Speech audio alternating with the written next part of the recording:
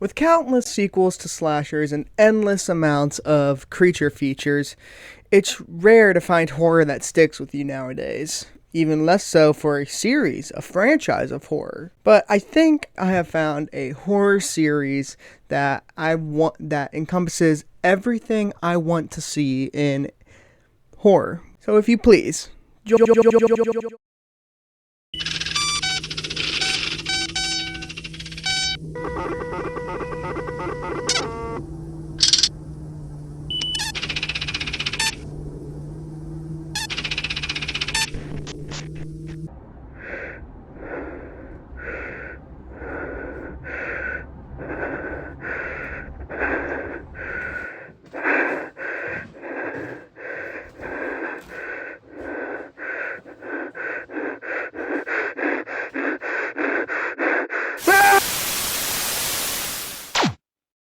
in space, no one can hear you scream.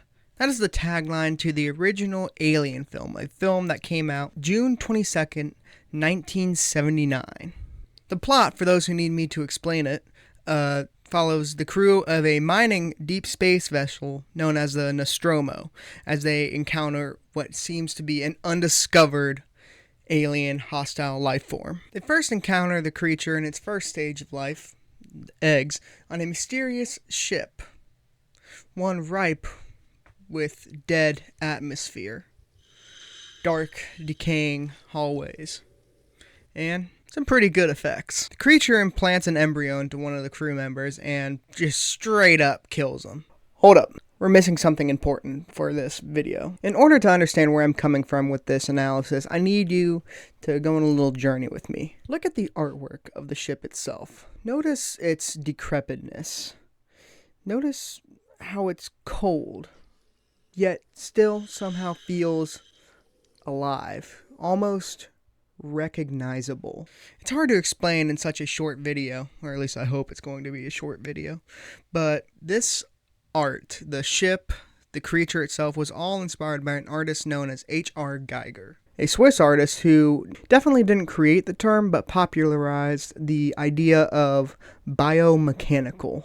That is, an idea about flesh and machine coming together to create something that resembles humanity in horrific ways. It's a theme in his artwork that humanity is somewhat dependent on mechanics, on technology, but I want you to keep in mind some of these themes of humanity and corruption, because it's important for later. When the original Alien came out, it came out to initial mediocrity, because it was a horror movie that didn't really show the monster, which was a novel concept at the time. But it grew in popularity, and people ended up loving it in the end. People still today love it. I love it. Hence why I'm talking about it. The sequel to Alien was definitely tonally different. It had a different director, and it's fucking awesome. Don't get me wrong. The plot is very 80s gun-ho, action, thriller, us versus them mentality, which it's still a great movie. People argue it's probably the best alien film of all time. It pioneered ideas of colonial marines, the modern interpretation of a bug alien, a swarm alien that we see in many things. It definitely didn't start. I think the first one to do that was Starship Troopers, but you can definitely see a bunch of modern interpretations of swarm aliens ride on the backs of aliens. As a horror piece, though, I'm not so sure. It is very bloody. There are some scenes in this film that would make for great horror scenes in other movies. But when compared to the action that encompasses the whole film, it's not really a horror piece. As to the lore of the franchise, this movie brought several important points to the series. First of all being, it gave the creature a name, the xenomorph. It also gave the creatures an identity, a niche in the environment, whereas the first one, it's kind of left up to a mystery what the point of the creature is, if it's just a ravenous, brainless beast. However, in the second film, Aliens, which it's going to be hard to talk about sequels and stuff because it's all going to sound the same. Throughout the story, we find out that the aliens behave much more akin to bugs, or specifically ants and bees on Earth. They behave like a hive mind. They have a queen with specialized drone units, warrior units, and they swarm the enemy. The film ends pretty much the same way that the first one did. Main character goes into hypersleep and takes a long-ass nap. The end. Alien 3, or as my father likes to call it, Alien Cubed, because the 3 is in the top right corner of the title, was a little bit of a letdown, if I'm honest. I think I've only ever seen it a handful of times, and I'll describe the plot in a sentence or two. In fact, I'm just going to read off what I wrote in the script. Main character wake up. Alien breakout. Alien get main character. Main character die. The end. That's Alien 3 for you. Again, it's not very narratively strong, but it did give a massive plot point that is implied, if not directly stated. Xenomorphs take on certain characteristics of their hosts. In this case, it attached to a Rottweiler, so it was a lot more animalistic in nature. It ran on all fours instead of standing upright. It wasn't as intelligent. Fascinating. It's almost like it's called a xenomorph. All in all, Alien 3 was a nice little bow and a send-off to the series, and there was no more after that. There were no sequels. But, however, there were prequels. In 2004, a little-known movie called AVP came out to outstanding critical and audience scores. Though this movie was panned by both critics and audiences, I think understanding it and actually watching and analyzing it is crucial to understanding why future installments of this franchise were either panned, viewed as subpar, or just straight up bad and repetitive by some people. It was basically just a mishmash of ideas. What if this popular movie monster and this popular movie monster fought together? And it's awesome. You see, this movie had a whole lore to establish so that it would make sense canonically that the aliens and the predators would make sense. Predators, easy. Ancient race of hunters that came over to humanity and hunted the dominant predator in the universe. Xenomorphs, on the other hand, was a unique thing because hunting a xeno for a predator would establish them as a member of the clan, if you will. It's a rite of passage to kill one, so it made a whole identity around this. It was the ultimate predator versus the ultimate prey, which further establishes some of the things that we see in Aliens. It had some cool things to it, some neat visuals, some fun story building, and it further established that the xenomorphs take on characteristics of their hosts. It's an awesome film, in my opinion. I thoroughly enjoy it. It's definitely not the greatest piece ever made, but it's a fun thing to watch if you're just chilling, drinking, and having a good time. However, this did establish a certain trend that I think negatively impacted the aliens' perspective for the modern audience. It made the xenomorph a capital O other. It made them the ultimate, alien life form, the antithesis to humanity. Almost the opposite. A completely bug-like, brainless organism that has some cool features like acid for blood and impregnation of its host, copy traits, which are pretty cool. And some of these things are even explored further in the sequel about the xenomorph taking on traits of its host. I just wish I could fucking see it. The film is so goddamn dark, you can't even see shit. This film is critical to understanding what happened to the xenomorph. It made them much more akin to a creature feature, something like Jaws or piranhas or Lake Placid even. It made it an animal that is set to be conquered, a creature that is just a part of the ecosystem. And I think that is a shame because the original intentions of Ridley Scott, the person who first directed the Alien film, saw this and was like, nah, I'm gonna do my own shit. And so he took the Alien franchise, something that has been grown beloved by fans with their guns-ho, action, horror aesthetic, and turned it on itself. He wanted to make something that he originally envisioned.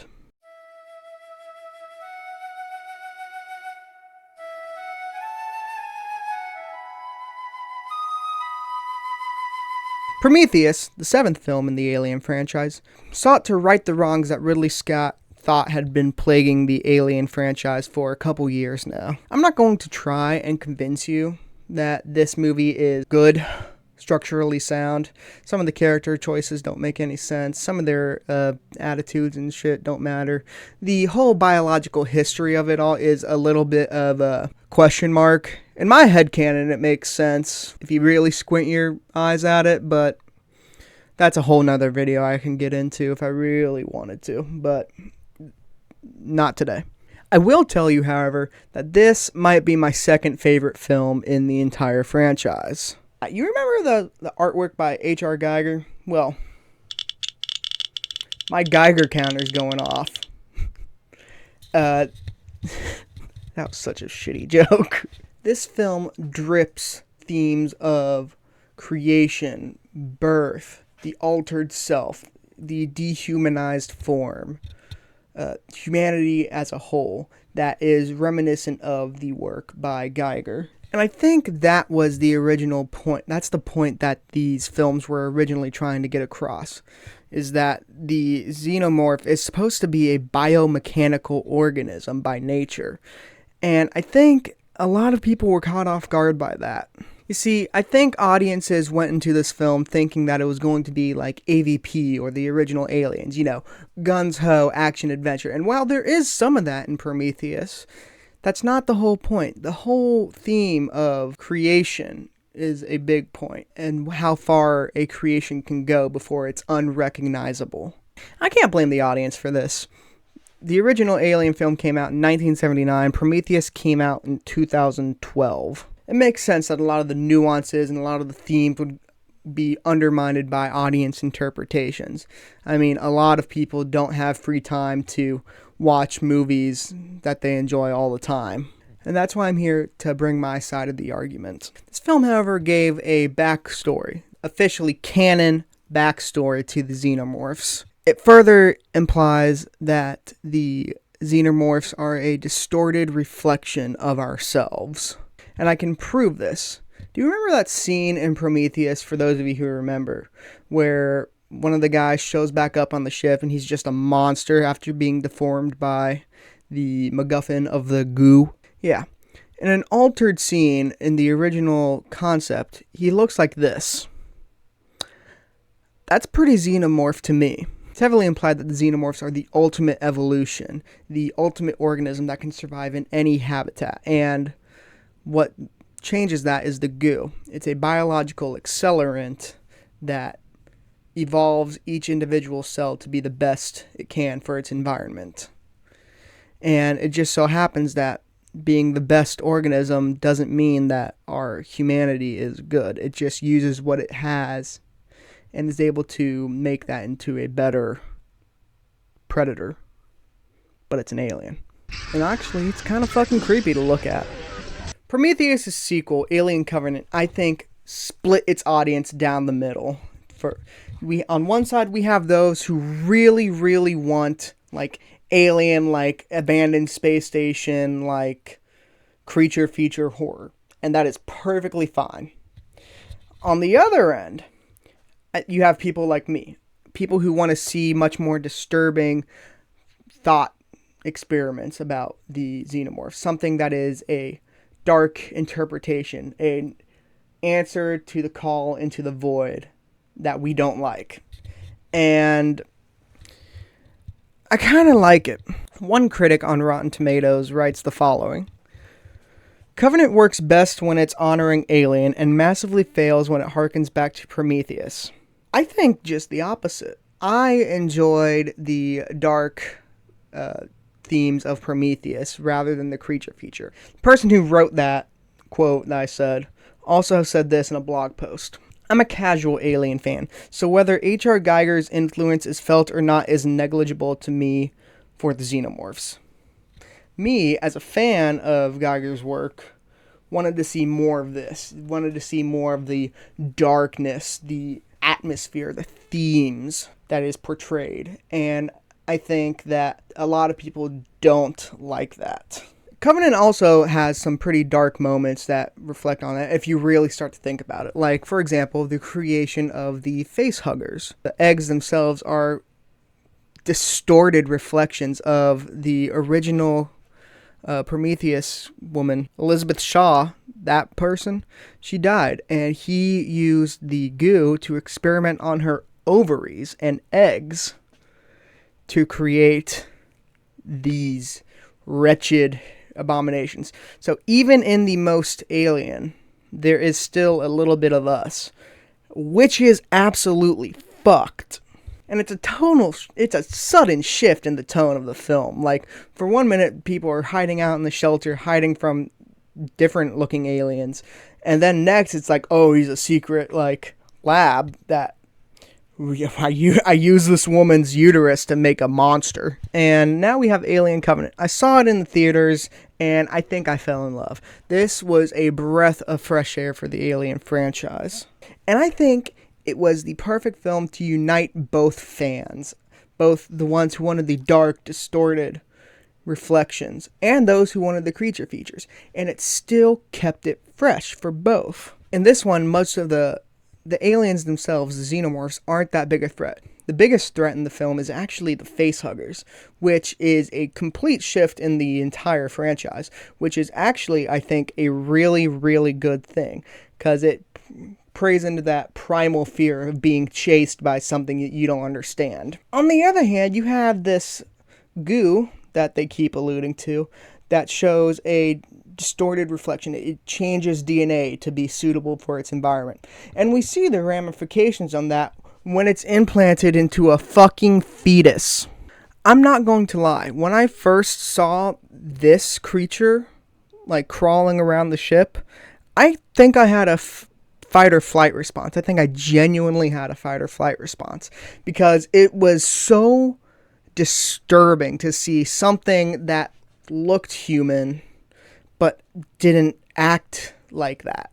And I think that is a much more direct interpretation of the original intent of the Alien film. And to prove that, did you know the original costume has a human skull in it?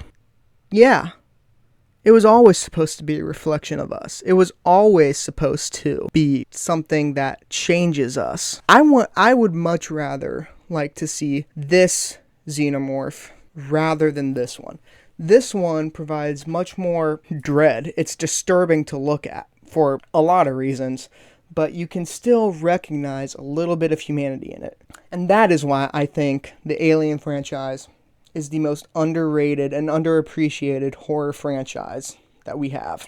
Everything from the lore to the design to the artwork is so perfectly tuned to both fit into the primal fear of being chased by a creature of unknown origins.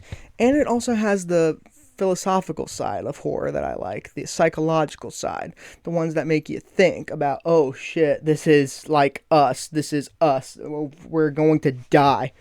Holy shit. That's creepy. That's fucking awesome. I love the Alien films, man. I really do think that they are a very underappreciated story. I like everything about the creation, the backstory, the creepiness, and I love the guns-ho action adventure. I didn't get into any of the comics or Predator or other sources of lore because I don't really have access to those, but I do know the movies, and I really like that canon a lot more. And I think they can both exist. I think both are good at doing what they do. I just think that people need to appreciate the darkness of the xenomorphs rather than the bug-like entities that they are. I think they need to appreciate how they are distorted humanoids, biomechanoids, which is really cool, in my opinion. Anyways, thank you for watching. Oh, God! Ah!